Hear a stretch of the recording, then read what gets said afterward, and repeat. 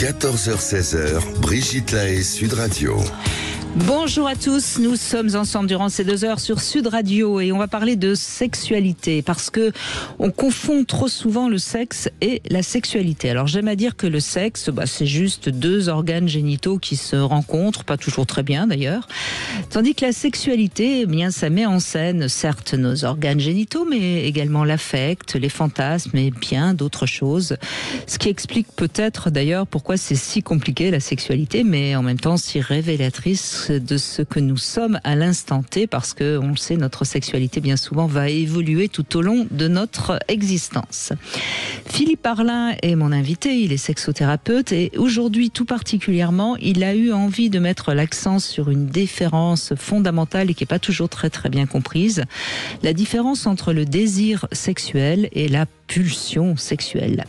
Dans un instant, il va nous dire pourquoi d'abord il a eu envie d'aborder ce thème et puis bien sûr, je vous invite à venir nous parler de votre désir ou de vos pulsions, à moins que vous ne vouliez intervenir pour poser une question en particulier sur la sexualité. Notre numéro 0826 300 300. Bonjour Philippe Arlin. Bonjour Brigitte. Sexothérapeute, donc forcément, avec vos patients, on confond tout, pulsion, désir, excitation, fantasme, envie. Oui. Mais c'est intéressant parce que on essaye souvent de distinguer qu'est-ce qui va être un désir plus du côté féminin, un désir plus du côté masculin, même si on n'est pas à 100% de chaque côté. Je pense qu'il y a dans la sexualité, on va avoir le temps de le développer, dans la sexualité masculine, quelque chose de pulsionnel. Je pense que, entre autres, la testostérone, c'est une hormone de la pulsion, bien de sûr. L'agressivité, du passage à l'acte. À un moment, on a pensé qu'on allait augmenter le désir des femmes en leur mettant de la testostérone, sauf qu'il fallait mettre une quantité telle qu'elle...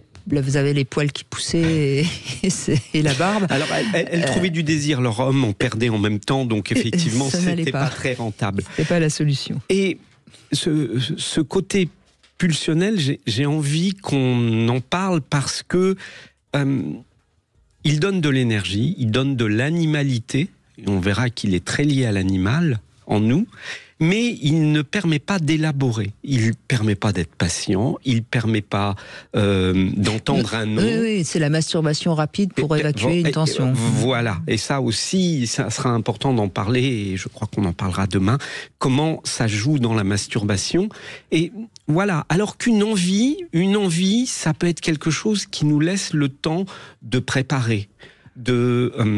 Voyez cette idée de ce soir, on va se retrouver et je vais commencer à décorer, je vais y compris réfléchir à ce qu'on va manger avant, un petit repas, je vais créer le contexte dans lequel je vais réaliser mon envie. Ça peut pas être une pulsion, on crée pas le contexte dans la pulsion, on passe à l'acte. Ou on accepte de ne pas y passer, ou on accepte de ne pas y passer, mais parce que sinon on ne va pas encourager tous les hommes à violer la femme qui passe. Je ne dis pas qu'on est obligé de passer à l'acte, mais la pulsion, elle ne s'inquiète pas du contexte. La pulsion, elle veut la réalisation de ce pourquoi on a une pulsion. Immédiate, de préférence. Ouais. Voilà.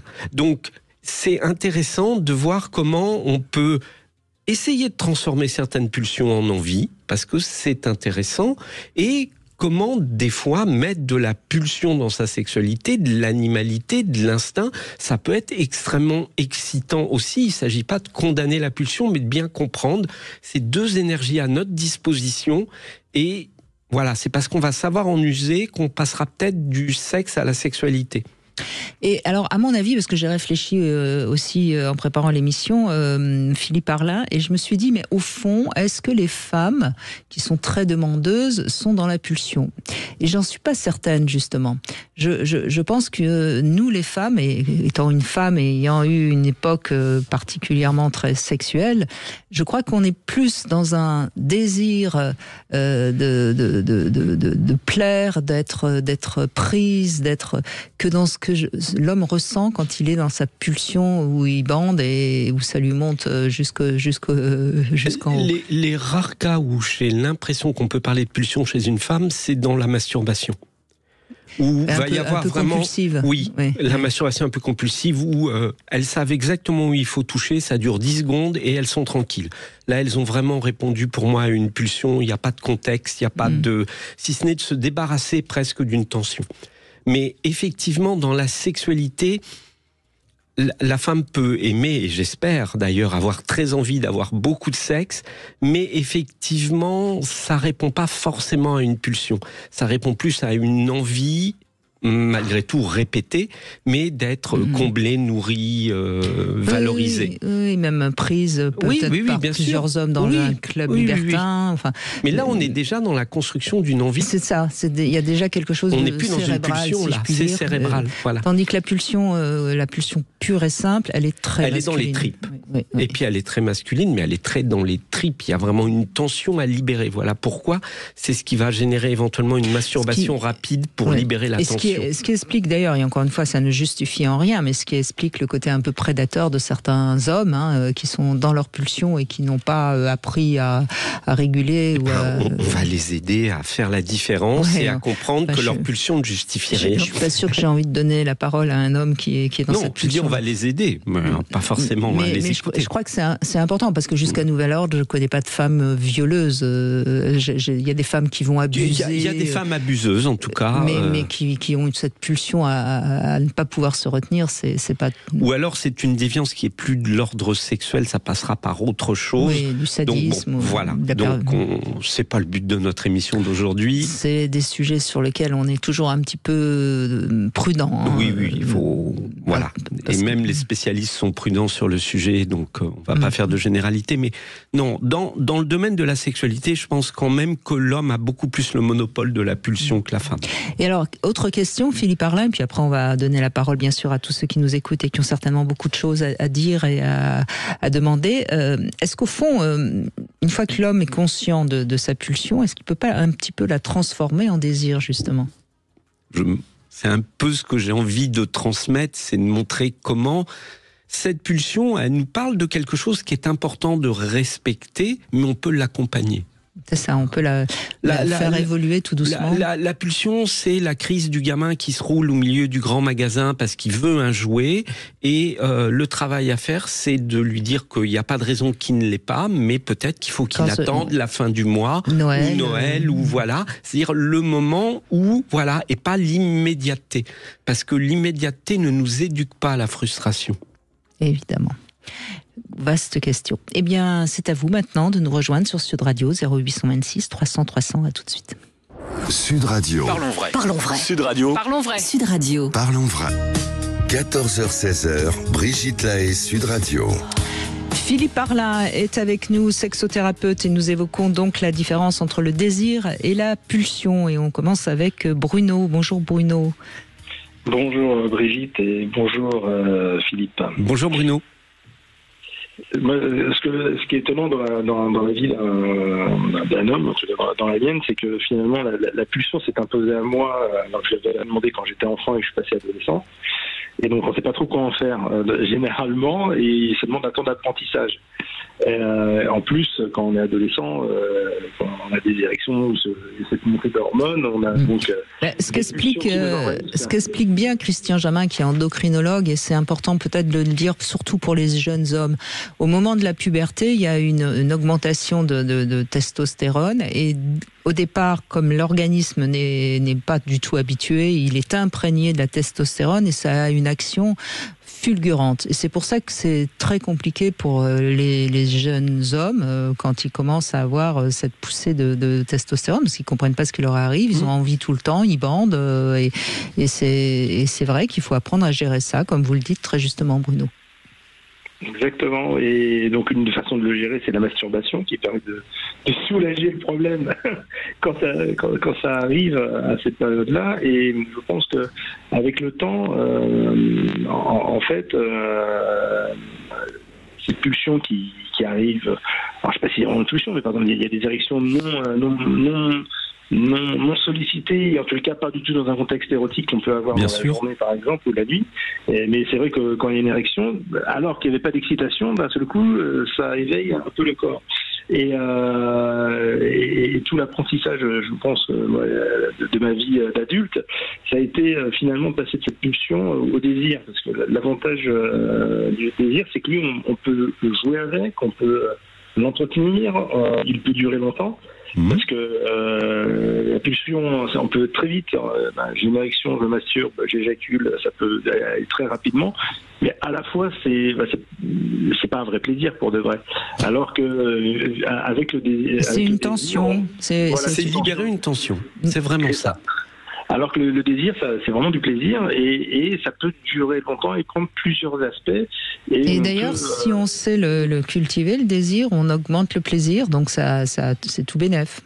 Exactement, et surtout c'est la temporalité qui est assez extraordinaire et le décalage. C'est pas parce que j'ai une pulsion maintenant, une érection et un désir qui monte. Quelque part, si moi-même je mets dans la projection que tiens, ça serait longtemps que j'ai pas fait l'amour ou je referais bien l'amour comme hier, et à ce moment-là je vais me projeter sur ce que je vais faire, avec qui je vais faire, comment je vais le faire. Ne serait-ce que d'y penser, c'est déjà le consommer à l'avance et donc de décaler dans le temps le plaisir que je vais éprouver, mais c'est déjà du plaisir. Donc finalement cette temporalité elle peut presque être très très longue et très plaisante et ne pas être une souffrance. Et elle peut même être une clé dans le dialogue, dans le couple, puisque bien souvent, si on est dans la pulsion, on va vers l'autre et on lui dit « Allez, tu viens, on fait ce qu'il faut ». Et l'autre, en général, on n'est pas synchrone à ce point-là, et c'est pas forcément le moment, il y a un truc à finir. Et très vite, si on reste dans la pulsion, on va être frustré, on va faire la gueule, parce que c'était non, parce que l'autre n'a jamais envie. Alors que si on est, comme vous le dites, avec cette pulsion transformée en envie, on se dit ok, quand tu es prête, tu me rejoins. J'oserais même dire, en tant que femme, j'ai quand même donc connu des hommes qui étaient très pulsionnels. À ma manière dont un homme nous touche quand il est dans la pulsion ou quand il est dans le désir, il n'a pas la même manière de poser ses mains sur nous. Non. Il y a presque une préhension quand on est dans la pulsion. Oui, c'est vraiment, ils nous touchent comme si on était un objet. Oui. Alors que quand ils sont dans le désir, ils nous touchent avec un partage d'envie. Oui. Vous êtes d'accord avec ça, Bruno, ou pas? Vous peut-être que vous en êtes pas rendu compte, mais. Moi, j'ai pas eu trop d'hommes atteints de désir ou de pulsion qui m'ont touché, donc j'aurais dit non, mais vous pourriez vous rendre compte. Vous pourriez vous rendre compte qu'en effet, quand vous étiez plus jeune et un peu trop dans la pulsion, vous étiez plus envahissant dans votre manière de toucher. Oui, certainement. Alors oui, ça, là, je partage. Et si je pouvais donner un conseil ou une approche, je pense que ça a plus d'impact de dire tu es vraiment désirable, tu es très belle, je te trouve magnifique et j'ai envie de faire l'amour, plutôt que de dire attends, là moi j'ai une pulsion et j'ai envie de faire l'amour et donc décharge-moi. Je pense que c'est pas très, c'est pas très érotique, hein, je confirme. Alors que je pense que de bonne foi, et quand un certain nombre d'hommes expliquent ou disent mais j'ai une pulsion, tu comprends, et c'est pas que j'y peux rien et presque aide-moi à évacuer cela. Presque l'excuse. On est presque victime de nos pulsions. C'est pas moi, c'est elle. C'est un peu vrai, cela dit. Oui. Non, mais c'est un peu vrai. Enfin, tant je veux dire, qu'on ne travaille pas, c'est vrai. Moi, je crois que c'est important pour les femmes qui écoutent et qui n'ont pas tendance, qui ne connaissent pas trop ce que c'est que la pulsion masculine. C'est un peu vrai que vous en êtes parfois un peu victime. Ça peut être douloureux, ça peut être frustrant, ça peut être désagréable. C'est vrai, mais je crois que c'est proportionnel à ce qu'on a travaillé avec. Mais bien sûr, mais c'est bien que les femmes le comprennent quand même aussi un tout petit peu, même si on est bien d'accord, on n'est pas là pour vous soulager. Et je crois qu'il faut que les hommes comprennent que c'est moins entendable. La première version que je donne, à mon avis, a plus de chances d'aboutir que la deuxième version. C'est oppressant parce qu'on se dit qu'en gros, je n'ai pas la possibilité de dire non ou de décaler. Vous voyez, je crois que rien de mieux pour obtenir un oui que de dire mais ce n'est pas obligatoire. Et c'est quand tu veux. Que de verbaliser ce n'est pas obligatoire et on peut le décaler dans le temps d'un seul coup. Et ça, c'est prouvé, c'est démontré. Il y a beaucoup plus de chances que ça se produise immédiatement. Vous êtes un petit malin, Bruno. Non, il a lu mon livre, je crois. Non, mais c'est pas que je suis un petit malin, mais c'est simplement Non, mais alors là, par contre, c'est une règle. Et j'en suis sûr, de pouvoir, dans le cadre de la relation avec les femmes, leur dire qu'un non n'est pas un problème, mais c'est là que vous avez le plus de oui. pour de vrai. Et souvent, c'est là où les hommes se trompent dans la séduction ou dans l'approche vis-à-vis des femmes. Ils ont l'impression qu'en gros, il faut qu'ils soient irrésistibles. Alors, il faut qu'on soit désirable, mais d'être irrésistible ou de pas pouvoir dire non, que le non va être un problème, va vite casser la dynamique de séduction. Et j'en suis même justement uniquement dans la séduction. Quand une femme se fait aborder ou qu'il y a un contact avec un homme, et moi-même n'étant pas un très grand séducteur, mais j'ai un bon ami qui l'est et je le vois opérer, en permanence il envoie un signal en indiquant que lui il est très clair sur sa démarche, mais qu'elle ne s'imposera jamais à la femme et qu'à tout moment elle peut même en jouer et décaler dans le temps ou dire un non et que tout va très bien. Et franchement c'est très important dans la relation homme-femme. Et la pulsion qui s'impose à nous et que je retrouve et que j'ai, par exemple, mais une fois qu'on fait l'amour, la pulsion revient très bien. Mais vous savez, Bruno, ce que vous dites est valable pour tout. Vous dites à quelqu'un, je veux ce week-end aller à tel endroit, votre partenaire, elle va peut-être dire, écoute, tu m'embêtes, j'ai pas envie. Si vous dites, ça me ferait plaisir, est-ce que ça ne te dirait pas, ou ça me ferait plaisir de t'inviter, elle va plus facilement dire oui. Hein. C'est une stratégie qui marche pour tout, hein, pas uniquement pour le sexe. Hein. Mais parce que l'être humain, et je pense à juste titre, n'aime pas être contraint.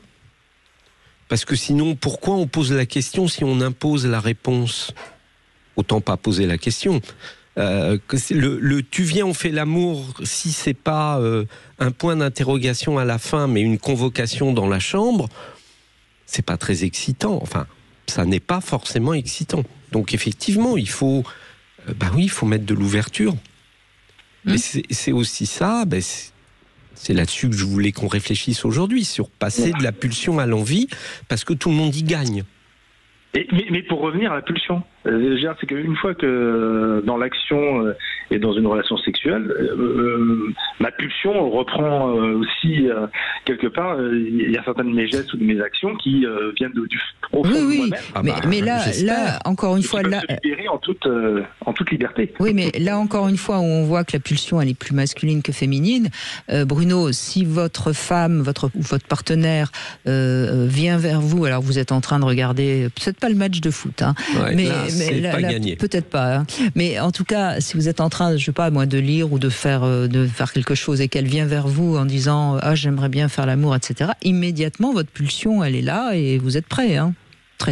Je veux dire beaucoup plus dans ce sens-là.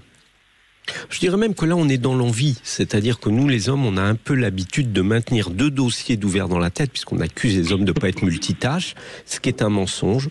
On est multitâche. On a un dossier sexualité qui est toujours ouvert et qui ne rattrapera pas une occasion de se transformer, et le dossier de l'action qu'on est en train de faire. Mais chaque homme fait un bilan à la fin de la journée, se coucher sans avoir eu du sexe. Déjà, chez nous, il y a une case qu'on n'a pas cochée.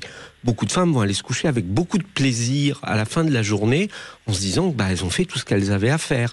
Et elles cocheront pas le dossier. Le dossier sexe n'est pas toujours ouvert. Effectivement, si vous venez nous voir dans le canapé, notre dossier, il est ouvert. Donc n'hésitez pas à venir nous voir. N'est-ce pas, Bruno? Il est ouvert, et avec non, mais j'exagère, évidemment un peu, mais... Ah non, mais il est ouvert, mais avec le temps, il est toujours ouvert. Mais j'ai plus besoin de passer à l'acte pour avoir une journée. Mais on est d'accord. Voilà. C'est ça. Et par contre, il est bien ouvert. Et en effet, j'aurais pu avoir des pulsions, avoir des désirs, avoir des pensées, jouer avec et être dedans. Sans passage à l'acte n'est pas un problème où il n'y a pas de frustration. C'est ça que je veux dire.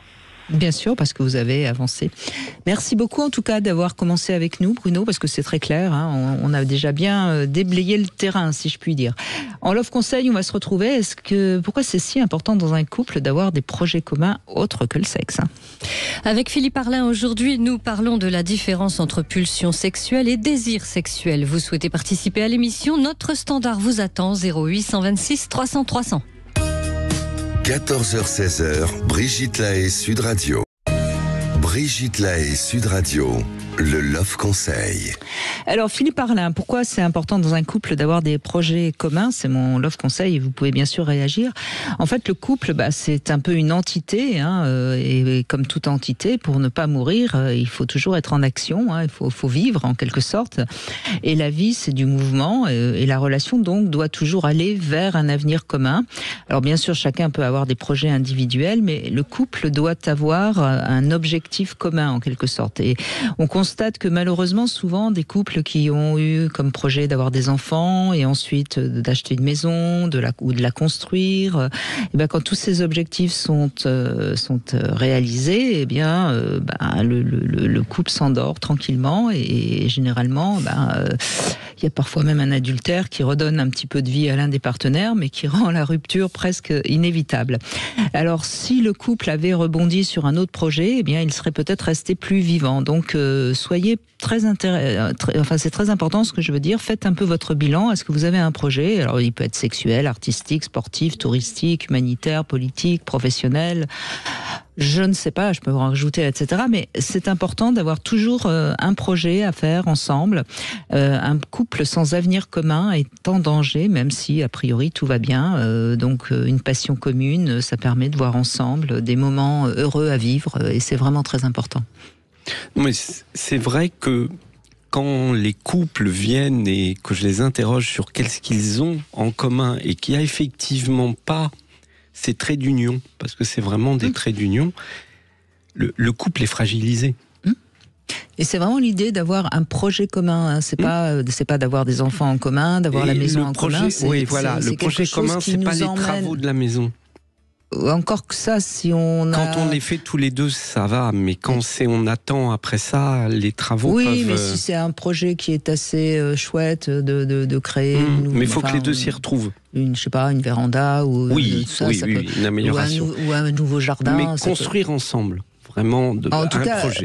Le travailler ensemble, ce projet. Ça, c'est très important. Ouais. On retrouve Nathalie maintenant. Bonjour Nathalie.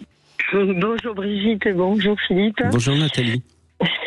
Alors sur ce sujet très intéressant d'ailleurs, moi je dirais déjà en tant que femme, je considère pas avoir des pulsions. Alors des fortes envies, oui, mais pas des pulsions. Pour rejoindre Brigitte dans ce que vous disiez tout à l'heure, c'est plutôt quelque chose, à mon sens aussi, de très masculin.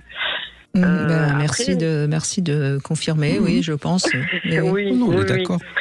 Et je suis aussi d'accord avec vous, Brigitte, sur la façon de toucher de la part d'un homme qui est dans une pulsion qui est très différente finalement de l'homme qui sera dans l'envie, puisqu'il est dans l'empressement. Cette pulsion, elle est dans la rapidité, il n'y a pas le temps d'attendre que l'autre soit prêt, effectivement, comme vous disiez très bien. L'autre n'est pas pris en compte. Voilà, l'autre n'est pas pris en compte, donc il n'y a pas la considération de l'autre et le réel partage finalement de cet acte. La finalité est là, c'est que ça donnera pas du tout le même résultat au niveau de ce qui va se passer, au niveau émotionnel, tout ça, il n'y aura pas forcément, puisque ça va être quelque chose de pas préparé et de trop rapide et voilà, pour l'avoir vécu aussi. D'ailleurs, j'en parle parce que je l'ai aussi vécu et je rejoins aussi Philippe dans ses dossiers ouverts. Alors ça me fait sourire, mais c'est vrai qu'on va dire en général, je pense que c'est le cas pour la plupart des hommes. Si on est demandeuse, l'homme répond à la demande assez facilement. Quoique, je me pose une question, vous allez me dire ce que vous en pensez.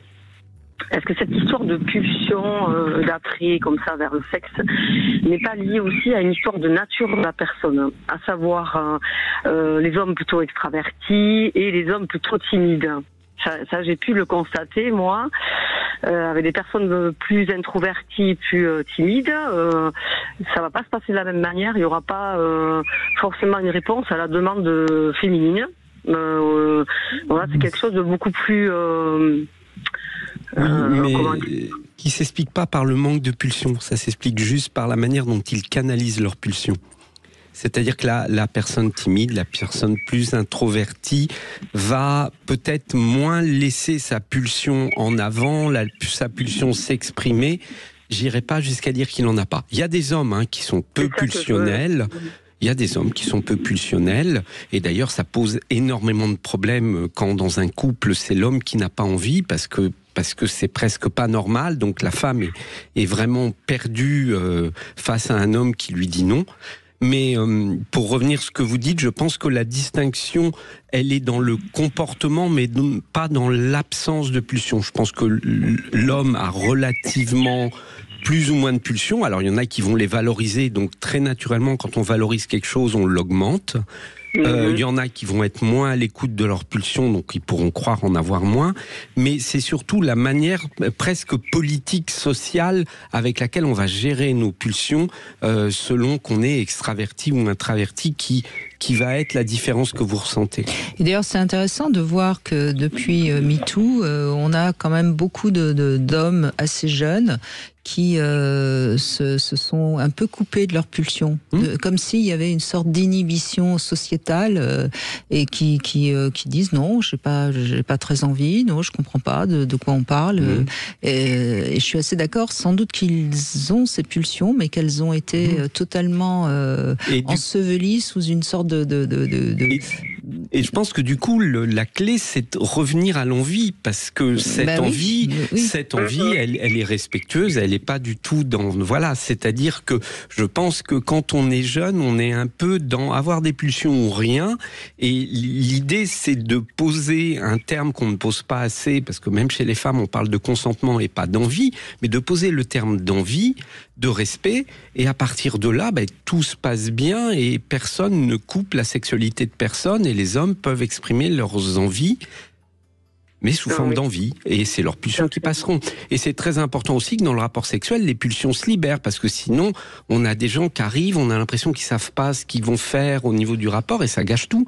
On a besoin dans la sexualité de ce côté pulsionnel. Un peu animal, bien sûr. Oui, c'est très important. Oui, ça met du peps, comme dit très bien Brigitte, ça met du peps, je sais plus, mais effectivement, oui, ça peut être un mix de tout ça, finalement. J'ai envie de dire, dans la sexualité. C'est à quel moment ça s'exprime. C'est effectivement, si la pulsion, c'est d'attraper avec les mains alors que l'autre est en train de faire quelque chose qui n'a rien à voir, ça va pas être très donneur ni productif.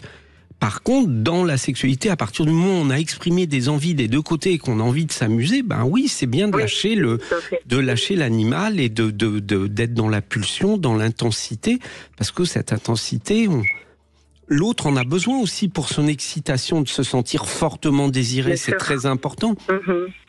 D'ailleurs, on pourrait peut-être ajouter quelque chose. Alors, encore une fois, c'est un peu caricatural, mais ça peut aider à comprendre. Dans la pulsion, on va vers l'autre pour son propre orgasme, alors que dans l'envie, on va aussi vers l'autre pour partager et pour éventuellement lui donner un orgasme. Oui. Complètement. Complètement. La pulsion ne parle en aucun cas du plaisir de l'autre. La pulsion, elle parle d'une autre. C'est notre instinct de survie et de plaisir. Donc ça, c'est intéressant aussi pour les hommes de se poser la question de quand ils ont une envie, est-ce qu'ils ont envie de jouir ou est-ce qu'ils ont envie de faire jouir l'autre. Ils sauront s'ils sont vraiment dans la pulsion ou pas. Alors moi, j'avais une question. Est-ce que la pulsion, on peut la mettre dans la case du besoin ? Ou c'est graduel, quelque chose comme ça. Parce que moi, dans mon expérience, j'étais intervenue il n'y a pas très longtemps sur l'antenne, justement, pour un sujet sur c'était la varice vulvaire, donc un rapport, malgré qu'il y ait des douleurs, en face, mon conjoint de l'époque, lui, peu importe, que je sois pas prête, que j'ai mal, c'était son besoin. Moi, j'avais mis ça dans le besoin, mais c'est peut-être plutôt oui, c'est un besoin, mais c'est pas un besoin vital. Oui, donc dans ce sens-là, ce qui est intéressant, c'est que ce besoin, si on veut l'appeler besoin, il faut mettre derrière une intemporalité. C'est un besoin, mais qui n'a aucune exigence. Autant manger, il y a une temporalité. Si vous arrêtez de manger quelques jours, il y a un moment, il va falloir quand même s'y remettre. Avoir des rapports sexuels, ça peut être un besoin pour son épanouissement personnel, pour plein de choses. Ok, c'est un besoin. Mais il n'a pas cette temporalité, il n'a pas cette urgence. Et puis c'est un besoin qui peut se satisfaire par la masturbation. En plus. De toute façon. Oui, alors ça c'est un autre sujet, parce qu'il y a des hommes qui sont pas forcément, ça existe, ou alors il m'a menti, mais c'était cet homme-là, jeune, il ne pratiquait pas, et il l'a pratiqué beaucoup plus tard, déjà en couple avec moi. C'est assez étonnant finalement. Ça veut dire qu'il avait eu une culture de sexualité, une image de la sexualité qui n'était pas tout à fait intelligente. Oui, ça c'est fort possible. C'est fort possible. Après que ça redéfinit la sexualité autour de la femme qui doit répondre aux besoins de l'homme, et donc là, il était là-dedans. J'ai des besoins, c'est à toi d'y répondre. Oui, et puis il y avait peut-être une culture de c'est pas bien de se masturber. Oui, en plus, parce qu'il y a encore des tabous. C'est égoïste. Oui, mais je veux dire, non, mais ce que je veux dire, c'est qu'il y a encore des personnes pour qui la masturbation, c'est pas bien. Donc peut-être que c'était ça aussi dans sa tête. Oui, peut-être. Donc il avait un besoin fort de libérer cette tension. Comme il n'osait pas se masturber parce que c'est pas bien, eh ben vous deviez satisfaire son besoin, quoi. Tout à fait, oui. Ouais. Donc c'est ça aussi qui parfois pose problème, c'est que la masturbation est encore, pour certains, un tabou, quoi. Complètement, oui. Et du coup, de pas assouvir son besoin ou sa pulsion, ça le mettait forcément en frustration. Comme vous disiez très bien tout à l'heure, Brigitte, oui, après donc ça fait un déséquilibre dans le couple parce que de son côté, voilà, il comprenait pas, il râlait, voilà, ça le mettait de mauvaise humeur, et puis quand il se passait plusieurs jours, il comptait les jours, c'est quand même assez compliqué à vivre parce qu'on est dans un devoir de répondre à quelque chose. Et alors que le problème c'est que dans ces pulsions, ces besoins importants réguliers, moi j'avais pas le temps d'avoir mon désir à moi qui s'exprimait. Et ce temps qu'il utilisait à être frustré, à être en colère, il aurait pu aussi essayer de l'utiliser à vous donner envie. Tout à fait. Ce qui aurait été beaucoup plus productif. Exactement, je suis d'accord. Oui, mais vous aviez affaire à un ancien enfant roi caprice. Il a été tout petit. C'est vrai, c'est très juste ça. C'est du caprice. Oui, parce que c'était le premier de la lignée à arriver, donc tout petit, il a été adulé de tous les côtés et tout le temps en fait. Oui, c'est vrai. Tu dis, c'est la crise du gamin dans le supermarché. Ouais, complètement. Il veut son jouet. Alors voilà, heureusement qu'ils ne sont pas tous... Non, mais de toute façon, dans un couple, quelle que soit la raison pour laquelle on impose à l'autre quelque chose, c'est quand même insupportable. Je veux dire, dans un couple, on n'a pas à imposer quoi que ce soit, et certainement pas la sexualité, parce que c'est quand même... Enfin, je veux dire, faire l'amour, c'est pas un acte totalement banal. On est bien d'accord. Ouais. Eh ben, je pense que vous n'êtes plus avec lui, il me semble. Ah oui, tout à fait. C'est bien, très bien. Non, c'est terminé il y a quelques années, oui, déjà. Oui, non, ça c'est... voilà, depuis j'ai rencontré quelqu'un très différent, justement, mais qui est dans un autre... voilà, qui est à l'opposé, j'ai envie de dire. Voilà, quand je parlais de timidité tout à l'heure, ça me perturbe un petit peu, dans le sens où j'ai toujours eu l'habitude, j'ai pas eu énormément de partenaires, mais c'était toujours des hommes demandeurs et acteurs, voilà, qui agissaient. Là, j'ai l'inverse finalement, parce que si j'avais pas enclenché moi la première pour essayer de débrider les choses. Mais c'est intéressant parce qu'encore une fois là, ça parle de vous, Nathalie. C'est que vous avez compris que vous ne vouliez plus subir, et du coup vous choisissez un peu l'opposé, mais c'est pas ça qu'il faut faire non plus. Il y a toujours un juste milieu, mais pour ça, il aurait fallu travailler un petit peu avant de faire ce choix-là. Ça sera plus facile d'éduquer celui-là vers l'expression de ses désirs que de discipliner l'autre. Donc voilà, donc vous avez quand même progressé. Je suis tout à fait d'accord. Oui, c'est sûr. Bien sûr. Merci Nathalie. On fait une petite pause et c'est Aurore qu'on retrouve dans un instant, et vous pouvez vous aussi venir parler de votre pulsion ou de votre désir. Vous voulez parler à Brigitte Lahaie, 0826 300 300. 14h-16h, Brigitte Lahaie, Sud Radio. Philippe Parlin est avec nous et nous évoquons donc la différence entre le désir et la pulsion. Je rappelle d'ailleurs que vous avez écrit un livre sur le désir, Libérez votre désir. C'est en collection poche à la Musardine, et vous expliquez bien comment on peut aider les femmes justement à retrouver leur désir. Aurore, bonjour. Oui, bonjour Brigitte et bonjour Philippe. Bonjour Aurore. Déjà, merci pour vos explications, parce que c'est vrai que je n'étais pas très au clair avec le sujet du terme qui m'intéressait, mais j'étais pas très au clair. Et grâce à vos explications et à la personne qui vient de passer juste avant moi, bien, je trouve que voilà, j'y ai trouvé déjà des explications. Merci à Philippe Arlin, parce que c'est lui qui m'a dit qu'il faut peut-être éclaircir un petit peu cette différence qui n'est pas toujours simple à comprendre, en effet. Oui, exactement. Et moi, je me disais toujours, moi, j'ai besoin d'aimer pour avoir une relation sexuelle avec quelqu'un, ce qui ne veut pas dire que ça n'est jamais arrivé autrement, mais je n'en éprouve jamais de plaisir, voilà, j'ai envie de dire presque pulsionnel de mon côté. Je n'en éprouve pas de satisfaction, de plaisir. Je suis toujours frustrée, ce qui fait que ça me met un peu sur la retenue. Je m'étais observée par contre là-dessus. Et concernant mes partenaires, donc déjà mon ex-mari avec qui j'ai été longtemps, lui, je satisfaisais ses besoins. Il fait partie de cette génération où c'est le devoir conjugal. Et ça m'avait complètement éteint très rapidement, parce que c'est quand lui voulait, au moment où il voulait, de la façon où il voulait. Et j'avoue que c'était très réducteur. Et il ne vous donnait pas de jouissance ? Non.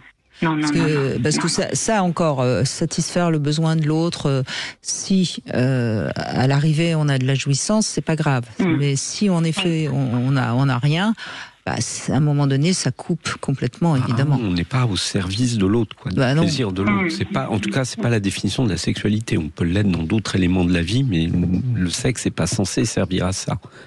Non, mais vous avez raison, et c'était ça, malheureusement. Et bon, ça n'a pas empêché d'avoir des enfants, parce qu'il n'y a pas besoin de plaisir pour avoir des enfants. Enfin voilà, c'était très réducteur. Puis j'en ai beaucoup souffert à titre personnel. Et depuis que je suis seule, eh bien, moi, je vois vraiment la différence. Mais vous savez, je crois qu'il faut, encore une fois, je ne suis pas pour sacraliser la sexualité. Hein. Je crois qu'il faut faire attention. Je ne suis pas pour dire qu'il faut absolument avoir des sentiments, etc. etc. Mais se donner sexuellement, je dis bien se donner, parce que pour une femme, c'est quand même cette notion-là qui importe.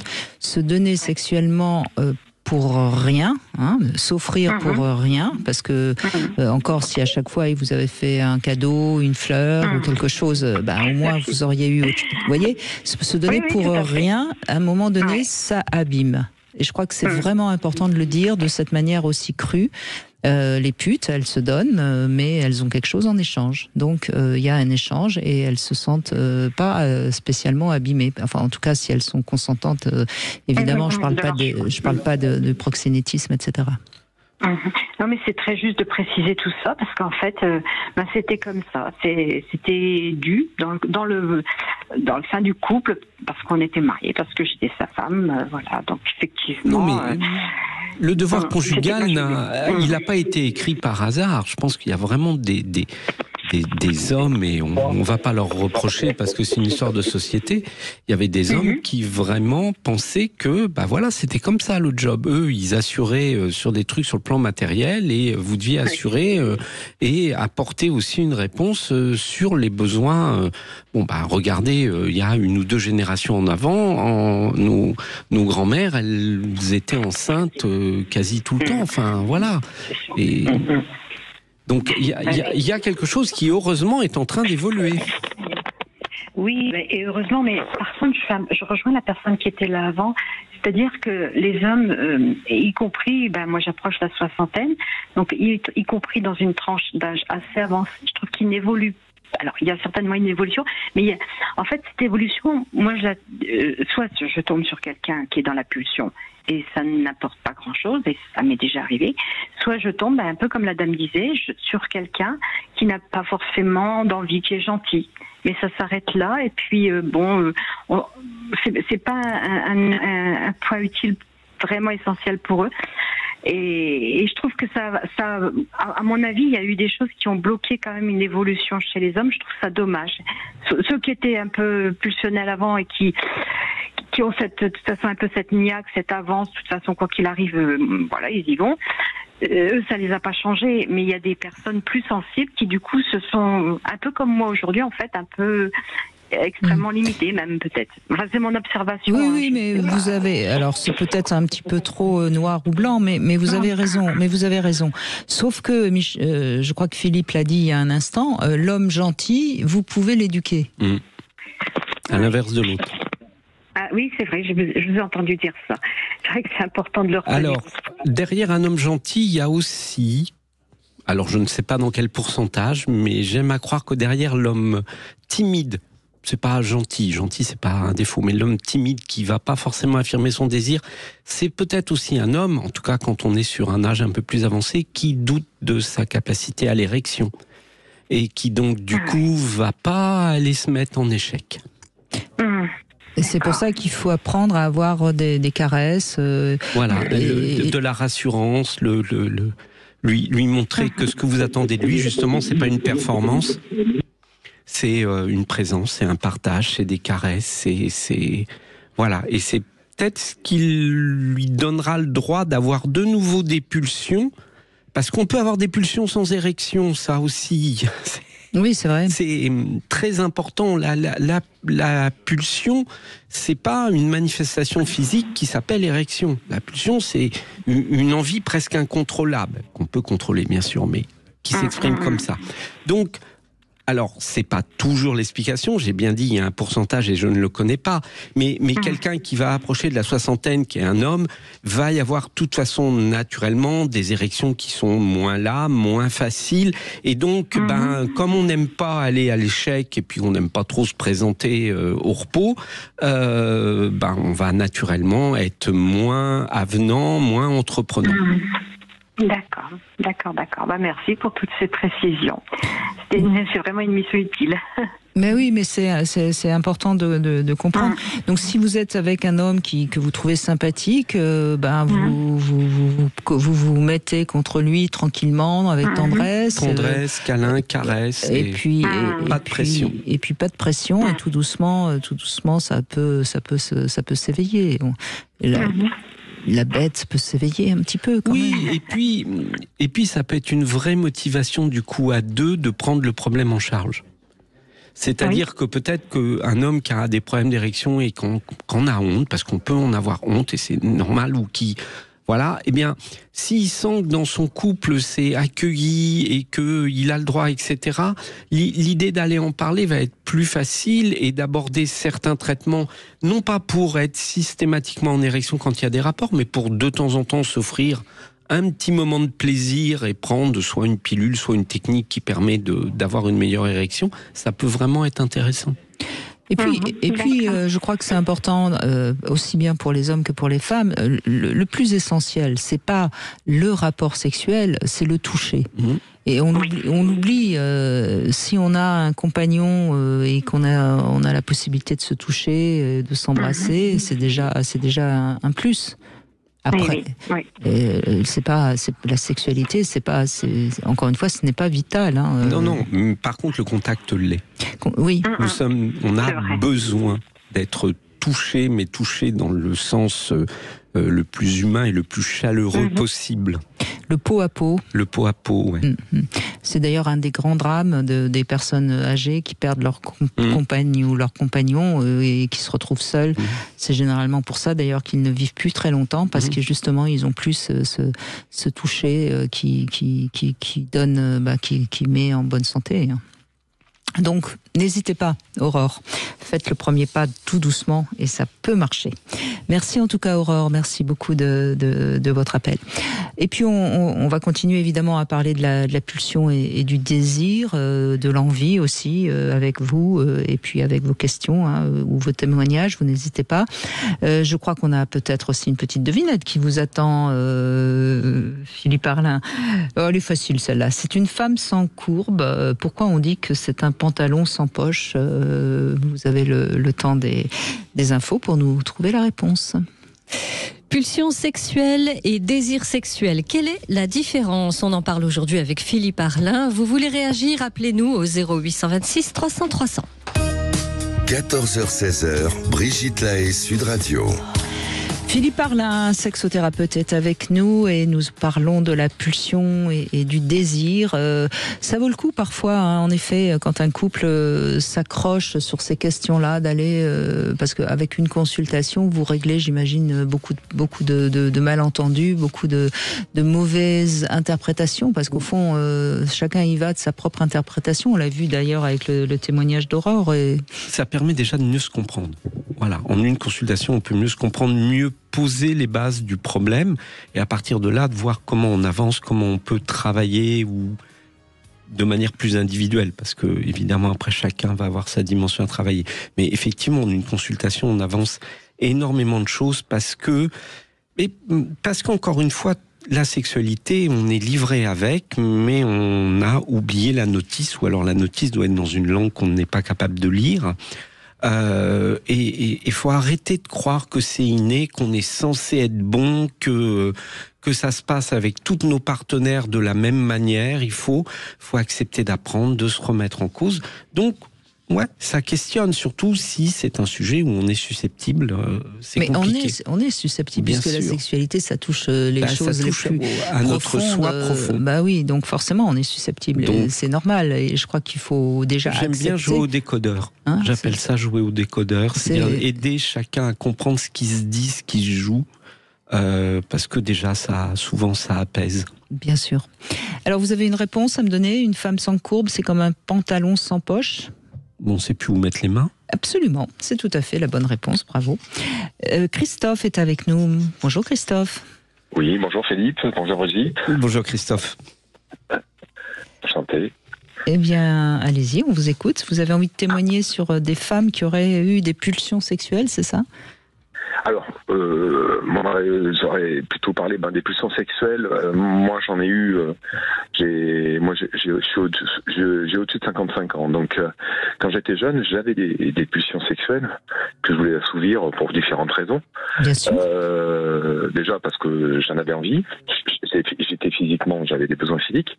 Et en plus, c'était la découverte un peu. C'était aussi, le plaisir de plaire, enfin, entre guillemets, de croire complet, et donc d'obtenir des trophées. Voilà, c'était un peu dans cette optique-là. C'est bien de le reconnaître, hein, parce que c'est une réalité, donc. Non, mais la sexualité, surtout quand on est très jeune, ça sert aussi à se construire dans son identité, à se rassurer. Enfin, je veux dire, oui, c'est ça aussi, hein, bien sûr. Oui, parce que jeune, j'avais des doutes, j'avais vraiment des doutes sur ce que je pouvais représenter auprès d'une femme. Et après, quand j'ai découvert ça, j'ai découvert que les femmes étaient attirées, oui, j'ai consommé parce que justement, j'ai dit, qu'est-ce qui m'arrive, voilà. Qu'est-ce qui m'arrive? Donc, c'est super, pourvu que ça s'arrête pas. Et là, aujourd'hui, je suis beaucoup plus serein, sexuellement beaucoup plus calme aussi, hein. L'intensité est moins importante. Et le désir sexuel s'est installé. C'est qu'à partir d'aujourd'hui, j'ai plus de pulsion sexuelle. Alors, je peux faire des blagues sur des personnes qui suscitent l'envie sexuelle, mais ça reste que des blagues. À aucun moment ça déclenche quoi que ce soit dans mon corps. Par contre, le désir prend beaucoup de place. Parce que dans le désir, il y a aussi un avenir possible. Voilà, pour moi, voilà, c'est. Il y a de l'envie, il y a de l'imagination. Ouais, voilà, il y a quelque chose derrière l'envie. Alors, le désir, c'est pas forcément sexuel du coup. Le désir sexuel, pour moi, c'est un tout. C'est la personne avec qui on a envie d'être avant l'amour et après l'amour. Après l'amour, on voit bien les hommes, on voit bien si on a envie de rester ou si on a envie de s'échapper. ça c'est un bon curseur. Je pense que les femmes l'ont aussi. Hein. Je pense que c'est un curseur qu'on a. C'est le curseur du réveil, ça s'appelle. D'accord. Ok. Je pensais qu'il était plus prononcé chez les hommes. Bon, peut-être, mais... Je dirais même que c'est le curseur de fin de soirée, parce que parfois, on se dit, finalement, je vais peut-être rentrer chez moi et pas rester à dormir là. Hein. Bah oui. Elle est où, la salle de bain? C'est ça. Oui, ça arrive, ça.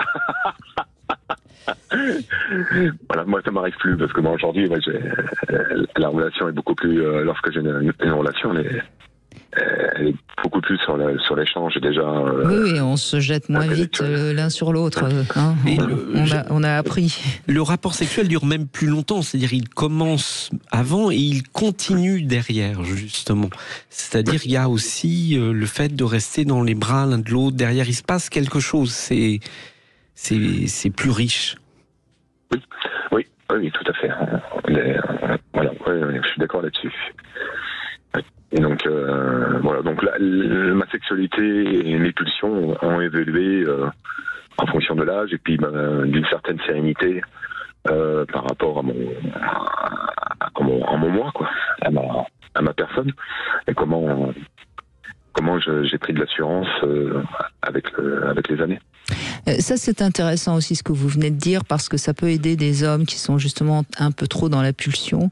Il y a quelque chose aussi qui peut, dans la sexualité, être un besoin de se rassurer, d'augmenter son estime de soi. Et quand on prend de l'assurance, on est plus apte à accepter la frustration. Dans tous les domaines d'ailleurs. On sait que chez les enfants qui ont été élevés comme des enfants rois, il y a au fond une pas très bonne estime de soi, curieusement. C'est parce que justement il n'y a pas eu cette. On n'a pas été naturellement valorisé. Paradoxalement. Voilà, on a été adulé, mais pas valorisé. Et donc, souvent, ces hommes-là sont dans la pulsion, et le fait d'améliorer sa confiance et son estime de soi, eh bien, on sait plus. On prend pas le non comme un rejet de soi. On prend bien le non comme le rejet de sa pulsion, et ça fait toute la différence. Ah oui. Et j'ai eu des relations avec des femmes qui n'étaient pas très sexuelles, voire pas du tout. Enfin, voilà, c'était pour elle quelque chose qu'il fallait faire, mais je sentais bien que c'était quelque chose qu'il fallait qu'elle fasse. Pour entretenir la relation, mais pas pour elle, quoi. Oui.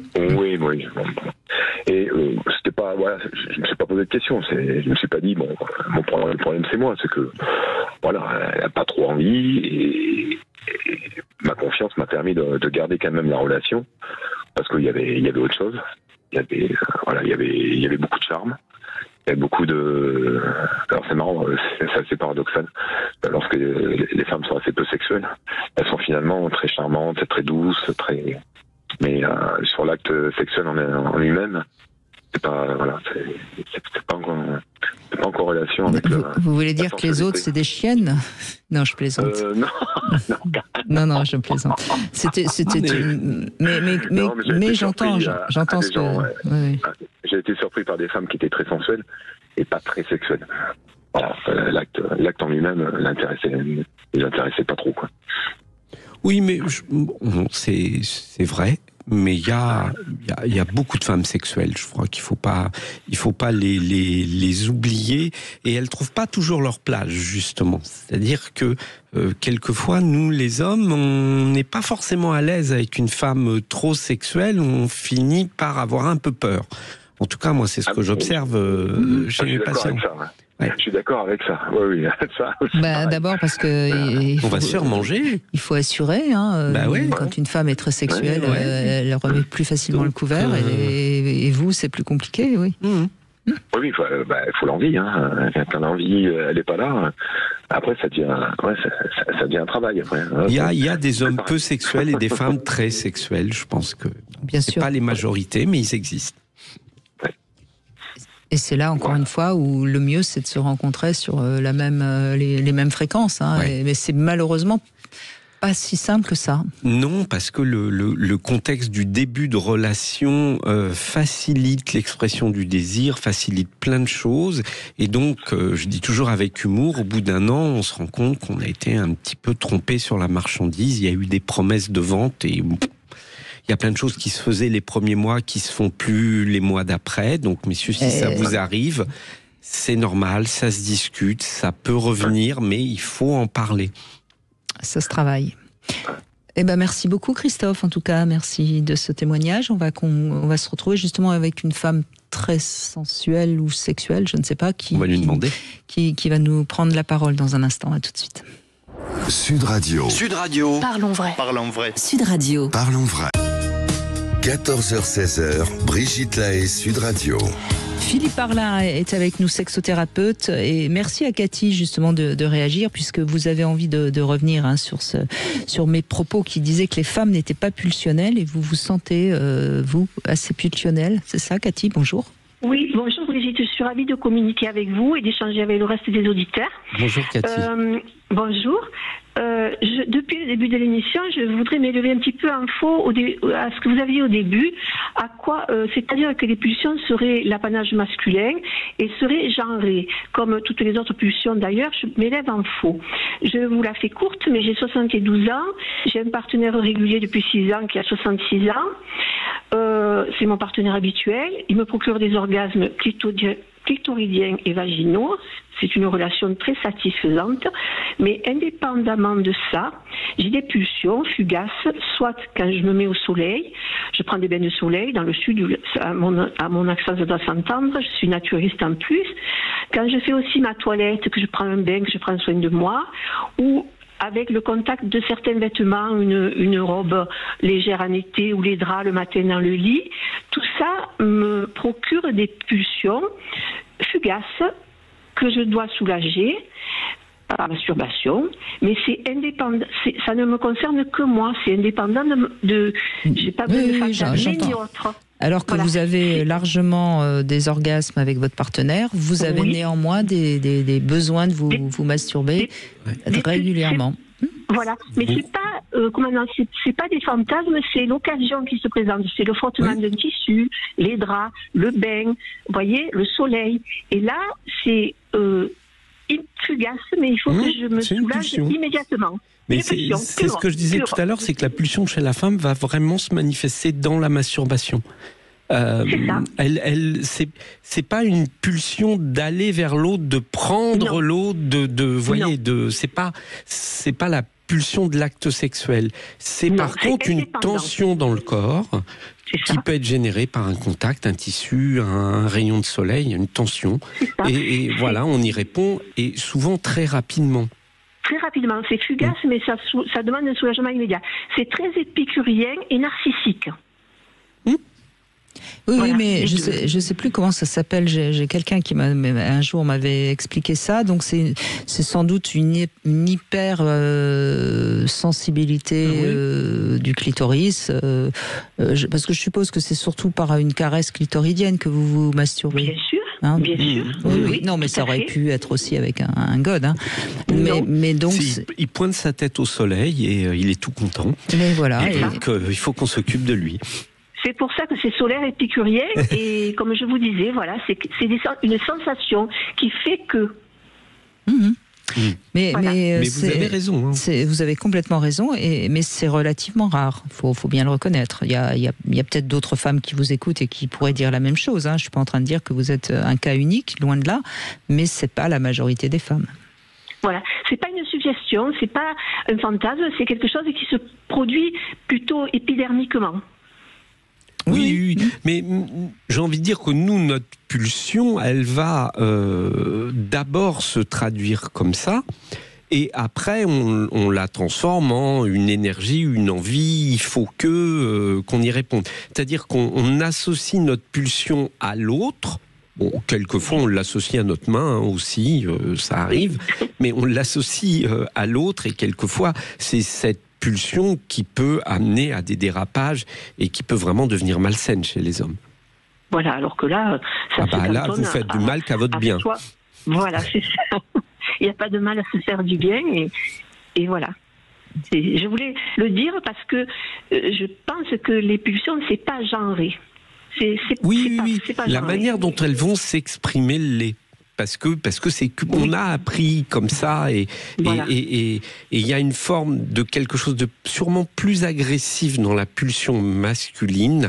Le mot agressif est peut-être pas le mot le plus juste, mais le plus entreprenant.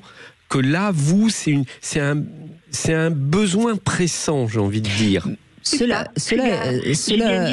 Oui, mais cela dit, quand on se masturbe en tant que femme, on peut avoir en effet ce désir de se masturber, comme vous l'exprimez, qui donc répond à une pulsion de se soulager, en quelque sorte. Oui. Et puis on peut avoir le désir de se masturber parce qu'on a rencontré quelqu'un, qu'on y pense et qu'on fait. Et à ce moment-là, on fantasme. Et ce sera pas la même masturbation. Vous voyez, donc peut-être que ça vous arrive aussi de vous masturber de cette manière-là, d'ailleurs. Évidemment, mais là c'est indépendant de la relation, indépendant de toute relation. C'est épicurien, voilà. C'est un besoin du corps.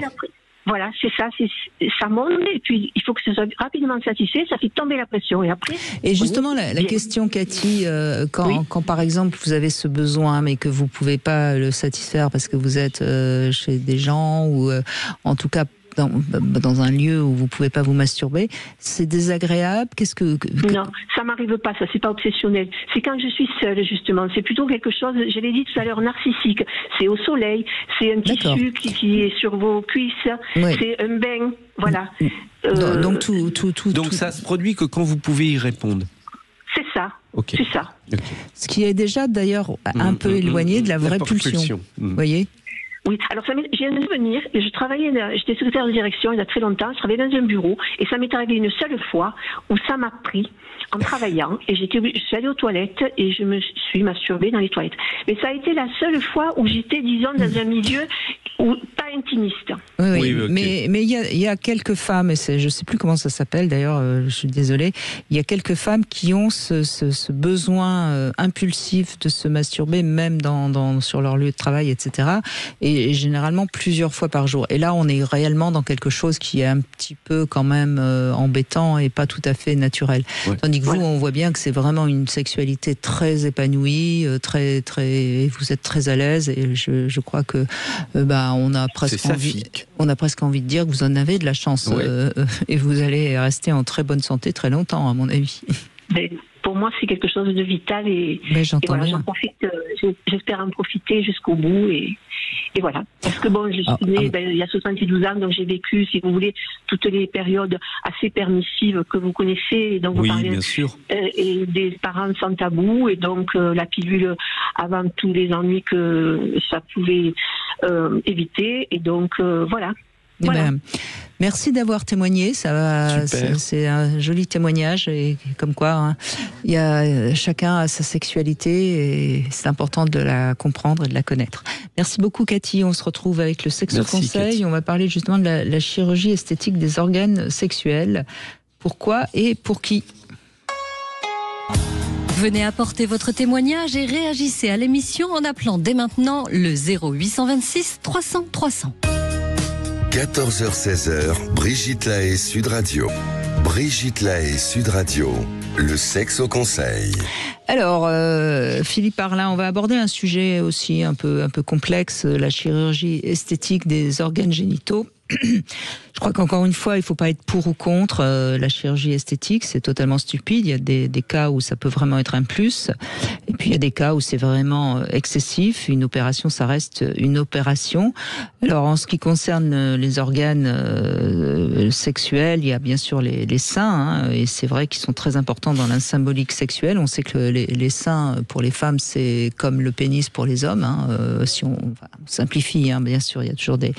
Bon, donc il y a des femmes qui ont réellement envie d'avoir d'autres seins et pourquoi pas si ça peut les permettre de se sentir mieux. Je crois que c'est jamais un truc qu'il faut faire à la légère évidemment. Et puis il y a la chirurgie réparatrice après un cancer du sein et celle-là il faut évidemment être pour.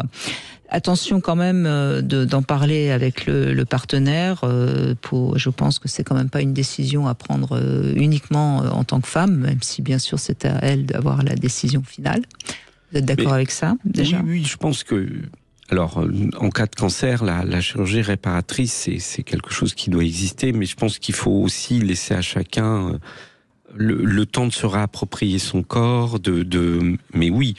Et ça se questionne dans le couple parce que effectivement c'est quelque chose qu'il est très important que le partenaire accompagne parce que il est vraiment le regard du désir sur ce corps qui a été atteint par la maladie. Donc ça c'est très important.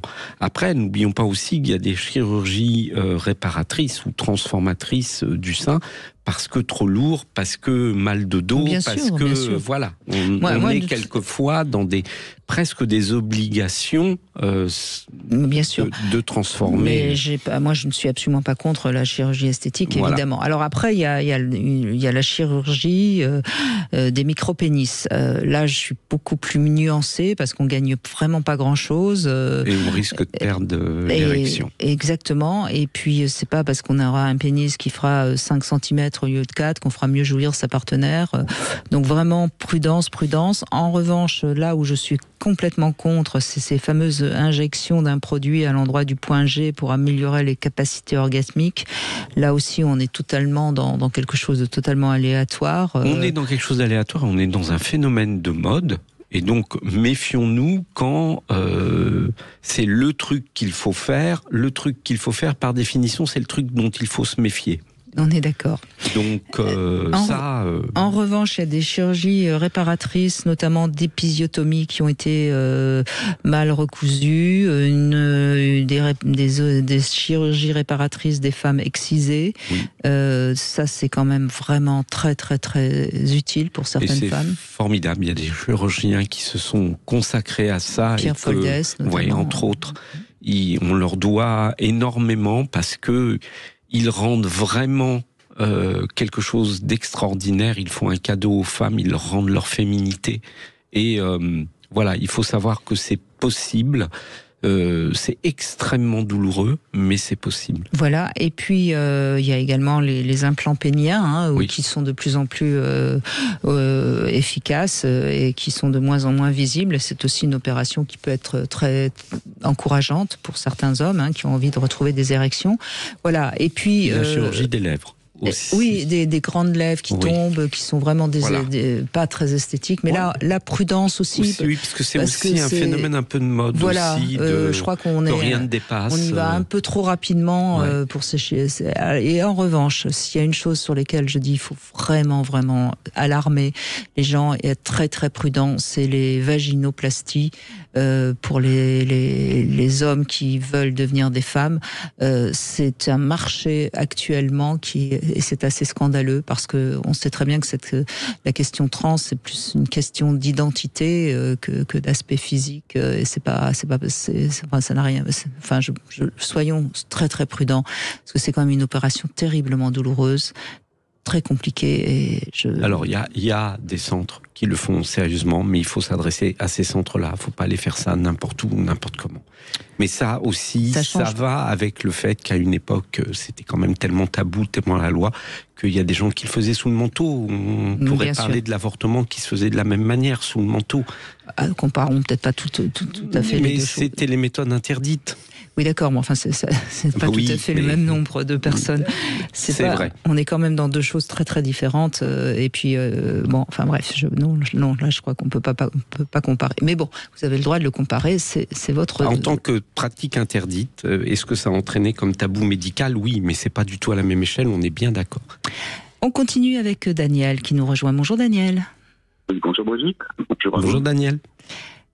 Eh bien, on vous écoute. Vous voulez évoquer votre cas? Allez-y. Carrément, voilà.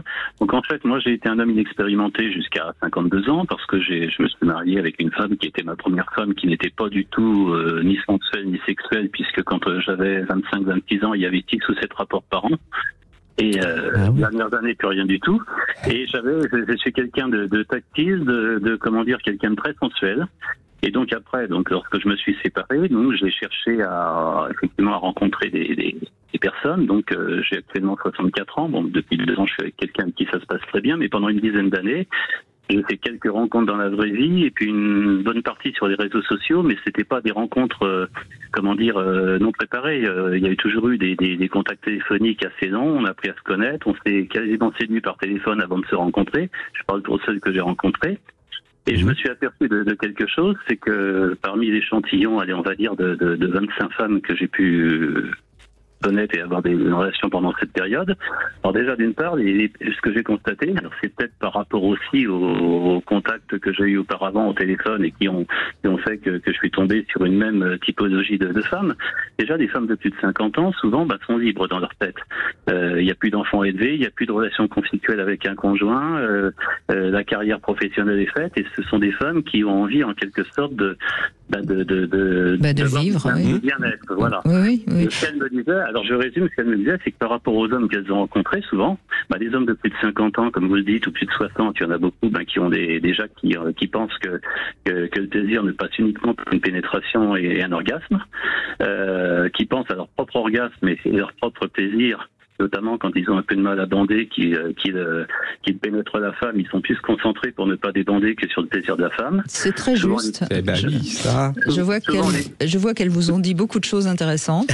Voilà, ou alors elles tombaient sur des hommes qui étaient incapables de bander, ou des timides qui ne savaient pas comment caresser une femme. Et en fait, moi qui suis très très sensuel, je me suis fait qualifier par toutes comme étant un très bon amant. Et j'ai cherché à savoir pourquoi. C'est parce que moi, je suis quelqu'un, déjà, je n'ai eu des relations qu'avec des femmes avec lesquelles il y avait eu une envie réciproque lors des contacts téléphoniques, puis lors de la vraie rencontre. Et il faut, pouvoir... J'ai toujours considéré que dans ce cas-là, le corps d'une femme, c'est un instrument de musique, et moi, je suis le maestro Oui, bien sûr. Mais alors, ce que je trouve drôle dans votre témoignage, Daniel, c'est que de temps perdu, quand même. Ouais. Quel dommage. Vous regrettez ou pas? Et alors, justement, ce qui se passe, c'est qu'en fait, j'aurais appris aussi, pour beaucoup, les préliminaires, la vraie sexualité. Je suis à l'écoute de toutes les vibrations quand je caresse leur corps, et en fait, je peux répondre comme ça exactement à leurs attentes. Il y en a qui peuvent avoir des orgasmes à répétition, d'autres, il faut que ce soit plus doux, plus violent, reprendre. Et j'ai aussi quelque chose, c'est que généralement, je n'éjacule pas tant que ce n'est pas fini, pour être en mesure, si la femme souhaite une deuxième ou une troisième, pénétration, si elle souhaite des pénétrations, être en mesure de la faire. Et puis également, ce que j'aurais aussi appris pour beaucoup, je dis appris parce qu'elles avaient eu des relations soit avec des hommes qui cherchaient la pénétration, soit une vie très fade avec un mari pendant des années qui ne les regardait plus, c'est le fait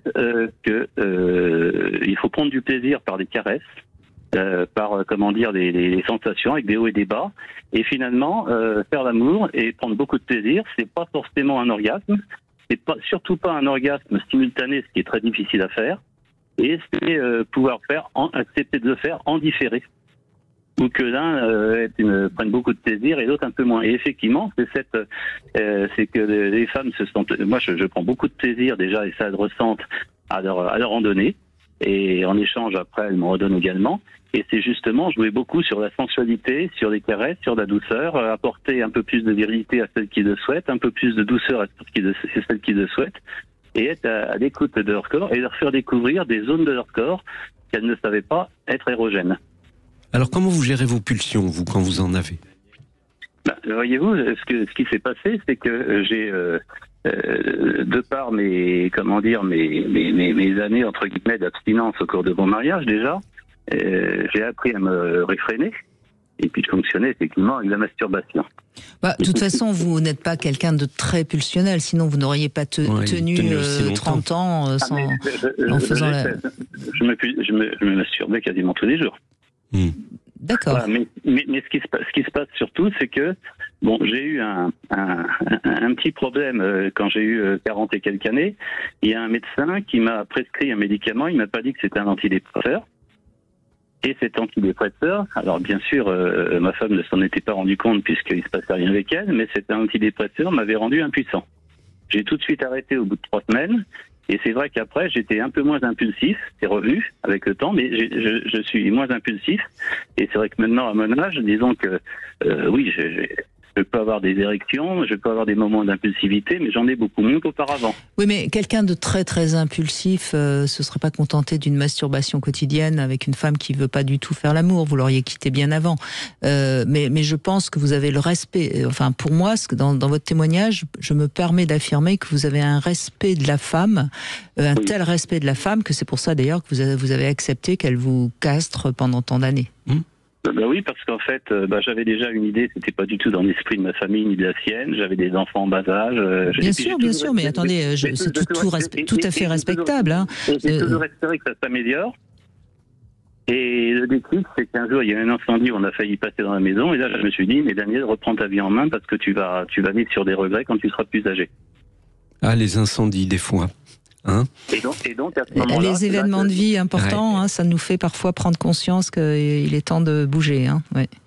Tout à fait. Donc voilà, et ce que je m'aperçois, c'est qu'en fait, c'est vrai que alors c'est peut-être aussi la génération, apparemment les hommes plus jeunes sont plus tendres, plus doux, plus patients, plus sensuels, mais beaucoup d'hommes de ma génération ne le sont pas, ou alors n'arrivent pas à intégrer qu'une relation sexuelle, ce n'est pas sincèrement, Daniel, je suis pas sûr que les jeunes hommes seront de meilleurs amants que ceux qui ont aujourd'hui 60 ans. Parce que quand on lit les lectures érotiques depuis des siècles, on voit des hommes qui savent caresser le corps d'une femme, qui s'intéressent aux préliminaires, qui sont des hommes qui aiment la femme et qui aiment le corps de la femme. Je crois que c'est juste, encore une fois, il y a des hommes comme vous qui aimez la femme pour ce qu'elle est et qui la respectent. Et puis il y a des hommes qui ne sont pas comme ça. Et puis c'est tout. Qui sont restés dans leur pulsion. C'est-à-dire que le corps de la femme leur permet de vivre leur pulsion, mais il n'y a pas d'amour du corps de la femme, il n'y a pas de recherche de donner du plaisir au corps. Donc c'est des rapports sexuels qui peuvent aller quelquefois même droit au but. Si on parle de pulsion, évidemment, je vais droit au but directement. Mais bien sûr, quand c'est d'un commun accord, le côté porte-cochère, on va droit au but, c'est sympa. Mais d'en aimer, d'en avoir envie, d'en prendre le temps, oui, je crois que ça, c'est pas propre à une nouvelle génération. C'est la différence entre les hommes qui aiment les femmes et ceux qui aiment le cul. Ce qui m'a souvent qui sont dans la pulsion et qui... On voit que tu aimes les femmes et que tu les connais bien. Et ça m'a fait drôle, moi qui n'étais pas expérimenté au départ, de me faire entendre dire ça, justement par une femme qui avait eu énormément de relations. Et alors, ce qui m'a aussi été dit par certaines de ces femmes, c'est qu'elles avaient été, entre guillemets, chassées par des jeunes. Chassées, entre guillemets, je dis, c'était sur des sites, en fait. Parce qu'en fait, les jeunes sont un peu effrayés par, leur compagne actuelle qui apprennent le sexe par la pornographie et qui prennent les devants et qui, quelque part, leur font peur. C'est-à-dire les jeunes femmes, certaines, encore une fois, il ne faut pas généraliser, mais certaines jeunes femmes sont en effet très exigeantes et très critiques sur la virilité masculine. Donc forcément, pour des jeunes hommes qui sont déjà pas tout à fait sûrs d'eux, ça peut être très inquiétant. Et certaines de ces femmes m'ont juste dit, je termine là, m'ont dit justement qu'ils cherchaient une relation avec une femme mature, justement, pour apprendre la sexualité. Pourquoi pas? Oui, de toute façon, des jeunes femmes aussi aiment un homme qui a un peu plus d'expérience, mais bon, après, chacun fait comme il peut. Mais en tout cas, merci Daniel de ce témoignage qui confirme bien sûr tout ce qu'on dit. On va faire une petite pause et on va conclure avec Philippe Arlin qui est toujours avec nous. Demain, avec Philippe Arlin, nous abordons la question de la masturbation. Elle est utile pour entretenir sa libido, alors pourquoi est-elle encore si taboue? Nous attendons vos témoignages. 0826 300 300. 14h-16h, Brigitte Lahaie, Sud Radio. 14h-16h, Brigitte Lahaie, Sud Radio. Philippe Arlin, toujours avec moi pour évoquer la pulsion, le désir. C'est Camille qui va conclure avec nous. Bonjour Camille. Bonjour Brigitte, bonjour Philippe. Bonjour Camille. Bonjour. Alors moi je voulais raconter 2 ou 3 petites anecdotes et commencer par dire que pour moi la différence entre la pulsion et le désir, c'est que le désir a un objet précis, la pulsion a un objet quelconque. La pulsion c'est plus la satisfaction d'un besoin. Et alors absolument, c'est tout à fait juste. C'est tout à fait juste, ouais. Le désir vise la cible et le besoin c'est vraiment le fait de faire. C'est ça. Et moi j'ai connu les deux et l'absence des deux. C'est-à-dire que c'est vraiment c'est intéressant de voir les différences qui existent entre les hommes et leur façon d'aborder cette partie de la sexualité. Moi j'ai vécu longtemps, mon premier mari était quelqu'un que j'adorais, mais qui avait été élevé par une mère remarquable à de nombreux égards, mais très castratrice. Et il était alcoolique et il avait finit par avoir des difficultés d'érection. Alors il avait beaucoup de pulsions dans sa tête, mais il était bloqué complètement. Avec moi, il y avait des choses qu'il refusait de faire. C'était assez catastrophique. Et là, je suis avec un homme depuis mon conjoint, ça fait maintenant une quinzaine d'années. Et ce qui est amusant, c'est que lorsque je l'ai rencontré, j'ai été extrêmement déçue des sites de rencontres sur lesquels je m'étais inscrite suite à mon divorce. J'en avais vraiment assez. Bon, j'avais l'impression de foncer dans le mur. Et c'était mon dernier essai. Et je n'avais aucune illusion et je m'étais dit je vais m'éclater avec quelqu'un parce que lui il a l'air bien, il me plaisait beaucoup, mais j'avais absolument aucune illusion. Et c'était la première fois que moi je me laissais aller à une pulsion, enfin vraiment en toute liberté, sans remords, etc. J'avais jamais fait ça comme ça. Avant de rentrer au couvent, hein, une dernière fois, on s'autorise. C'est ça, exactement. Et lui, ce qui est amusant, c'est que c'était à l'époque où je l'ai rencontré, c'était un grand consommateur de femmes. Enfin, consommateur, il est respecté. Il est un grand séducteur. Oui, on va dire séducteur. Voilà, il faisait. Vous voyez que séducteur, consommateur, il était. Voilà, il exagérait un peu même. Et je crois que c'est la première fois qu'avec moi qu'il a eu vraiment du désir pour quelqu'un. Ça a commencé par une pulsion comme avec toutes les autres. Et puis, il a vraiment beaucoup changé.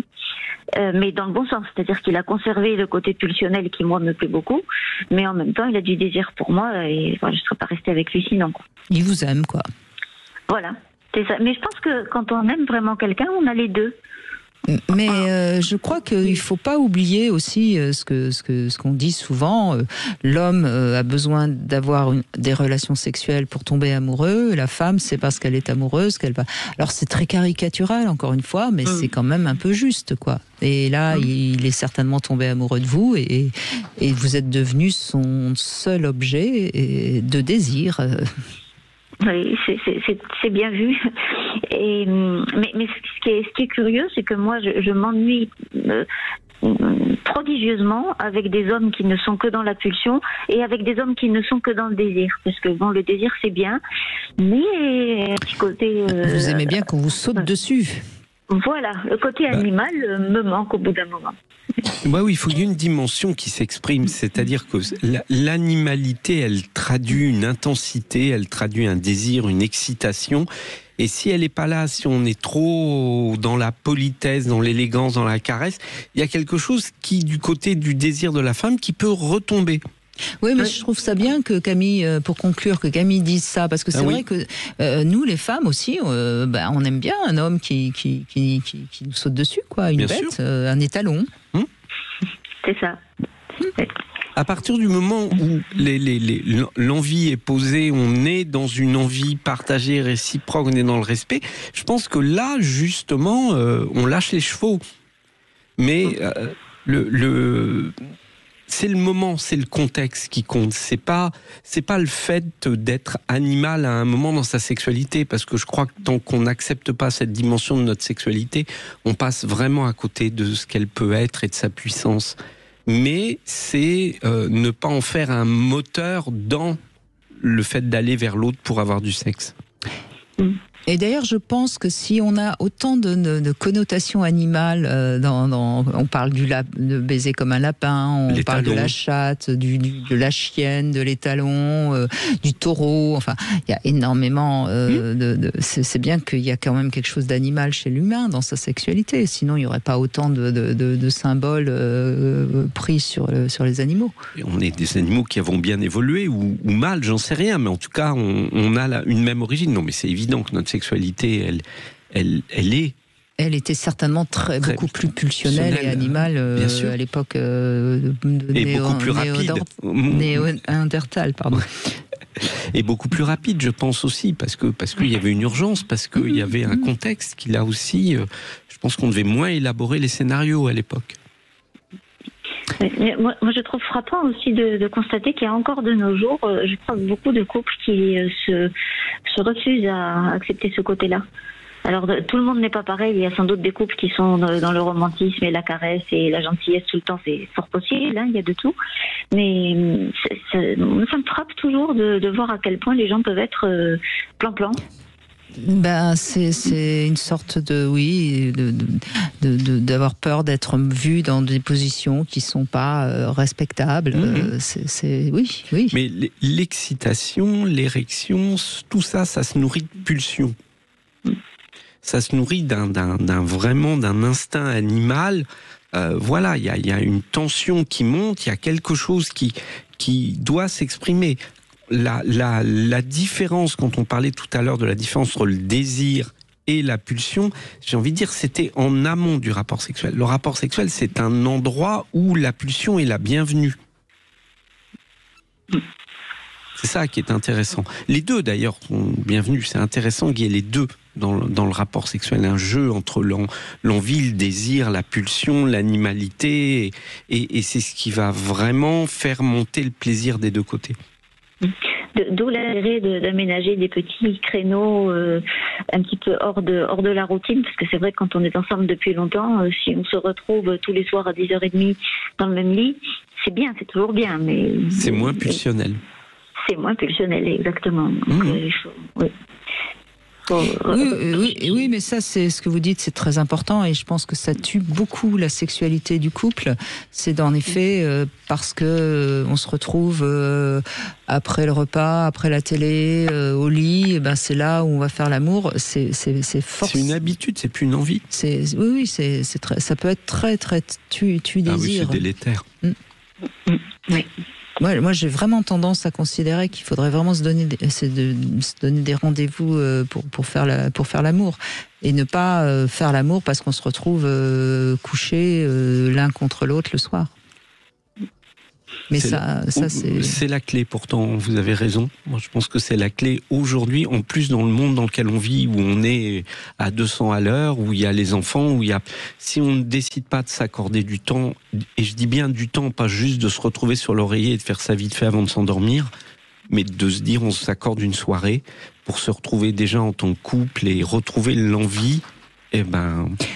Mais je sais que ça va pas plaire à certains hommes, mais parfois il faut vraiment comprendre que c'est la qualité de la relation sexuelle qui compte et pas la quantité, quoi. Et la quantité, elle est du côté de la pulsion, encore une fois. Bien sûr, encore une fois, oui, on en revient. On en revient à la même. Si on est dans l'envie, elle veut quelque chose d'extraordinaire. Elle va faire grandir. Elle se sert de la pulsion, mais elle va l'enrichir pour en faire quelque chose de très chouette, quoi. Bon, en tout cas, merci Camille de votre témoignage, qui montre bien que oui, les femmes n'ont pas peur de la pulsion sexuelle. C'est juste que il faut que ce soit quand même avec du désir pour nous et pas juste pour se soulager. En fait, c'est bien ça. Oui, il faut l'accueillir dans l'envie. Merci Camille, merci beaucoup. Au revoir.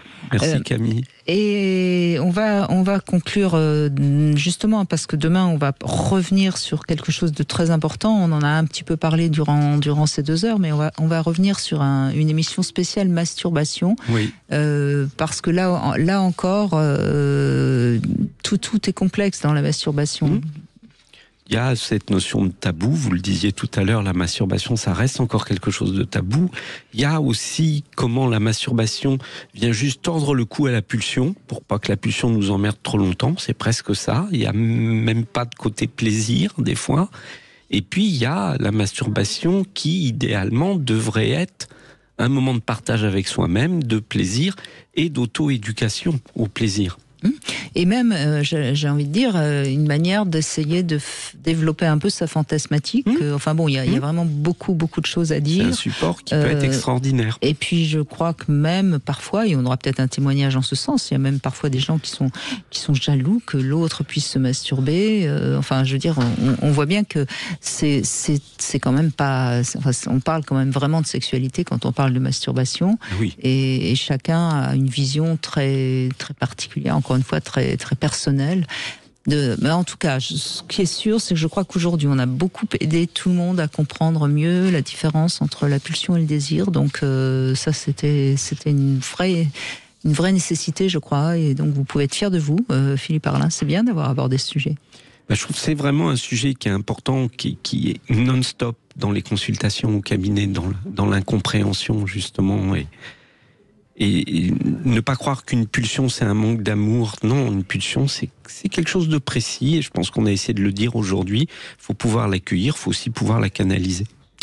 Voilà, et ben c'est dit. Merci Philippe Arlin, on vous retrouve donc demain pour évoquer pendant 2 heures la masturbation, et puis vous aurez la possibilité bien sûr de réagir sur Sud Radio si vous en avez envie.